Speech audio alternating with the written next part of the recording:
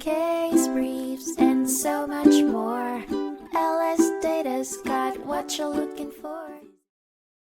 In 1974, the United States District Court for the Eastern District of Louisiana heard a groundbreaking lawsuit between the Britain family and major companies, Sears, Roebuck and Company, Preway Inc., and Employers Mutual Liability Insurance Company of Wisconsin.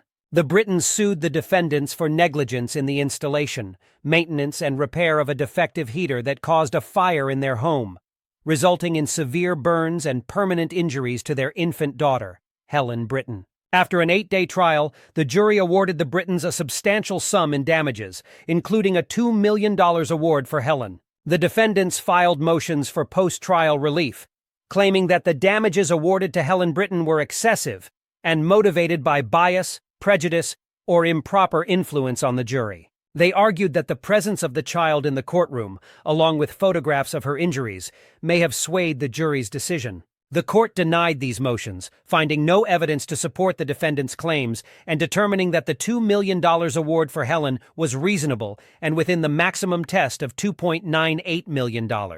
The case set a valuable precedent about the power of a judge to reduce a jury verdict if it exceeds the maximum amount that a jury could reasonably find. With this decision, the court emphasized the importance of scrutinizing all evidence related to each element of damages and confirmed the validity of the awards for the plaintiffs in the Anderson v. Sears, Roebuck and Company case. Case briefs, and so much more. LSData's got what you're looking for. Visit lsd.law, elevate your mind. Leave the stress of class.